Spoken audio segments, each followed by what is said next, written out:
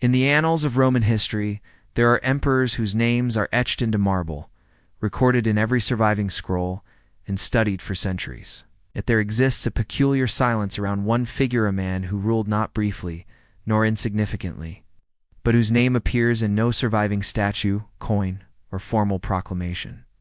It is as if his very identity was deliberately withdrawn from memory. And that was, by all evidence, precisely the point.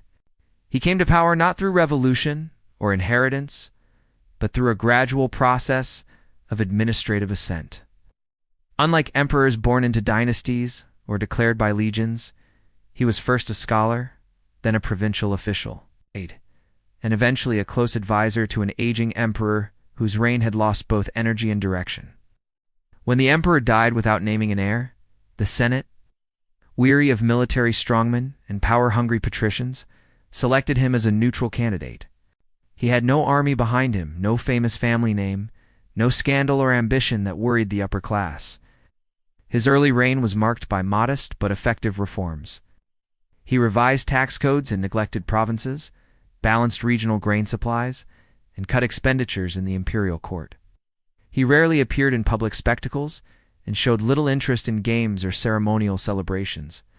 Instead, he held private audiences, reviewed administrative reports in great detail, and issued carefully worded decrees that avoided dramatic language. It was said he preferred clarity to grandeur and considered the empire's health more important than his image within it.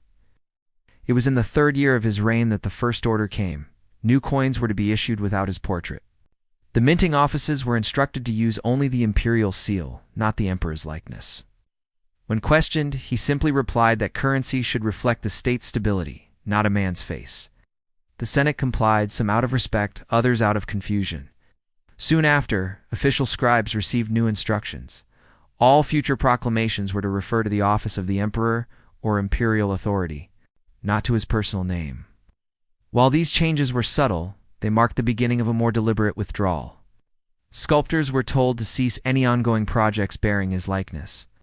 Public buildings, usually inscribed with the emperor's name and titles, were to bear only the emblem of the Senate and people of Rome. When governors in the eastern provinces sent requests to build statues in his honor, they received polite but firm refusals.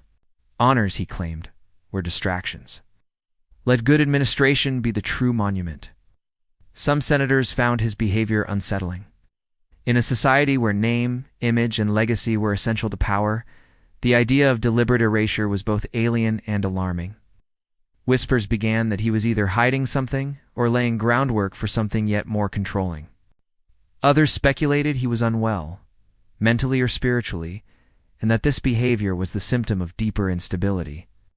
But no public error, no sign of tyranny, no obvious weakness followed. During his reign, the empire did not expand, but nor did it decline. Trade remained steady. Military tensions were minimal. Roads were maintained. Corruption, though not eliminated, was less protected than in previous eras. His governance was careful, mathematical, almost mechanical. His face, however, remained unknown to most of his citizens. Artists attempted to recreate it from memory, but most admitted they had never seen him directly. After 10 years on the throne, further erasures began. Existing busts in provincial temples were quietly removed. Documents that listed his name were replaced by revised editions bearing only the date and office. Libraries were instructed to store imperial correspondence under neutral headings. His signature became a symbol, a circular seal with no letters, just a stylized eagle.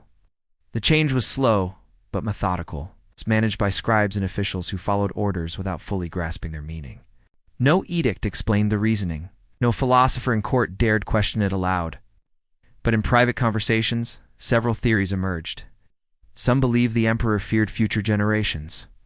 Rome was entering a time of historical uncertainty, and perhaps he wished to protect the state from the burden of personality cults.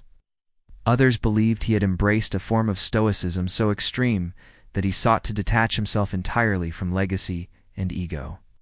A few religious observers, both Roman and foreign, suggested he had been influenced by spiritual ideas about humility, anonymity, or divine authority transcending human names.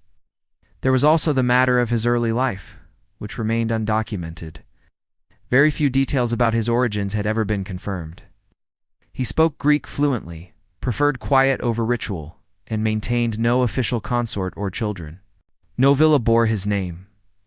No estate passed into private hands. He owned nothing formally, not even the chair in which he signed decrees. In the final years of his rule, the emperor met less often with the Senate, and even less with the military elite. His communications became shorter, relying on phrases that spoke of Rome as a living system, not a throne. He began writing only in plural form. We have considered. We believe. It is our judgment. When he died, the announcement was made by the head of the imperial archives. There was no public mourning ceremony.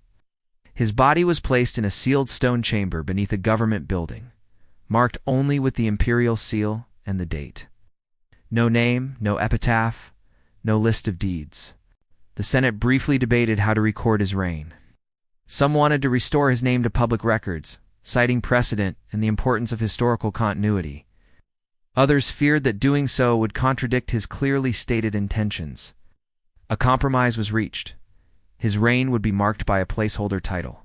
The era of the 17th Steward and any future references would use only this term. His policies were preserved, his legal reforms continued, but his name faded. In the centuries that followed, historians searched for clues. Some thought they had found letters, hidden personal notes, or code phrases in government documents that might reveal his identity. None were ever confirmed. When opened in later years, revealed only a simple robe and the same circular seal, no face.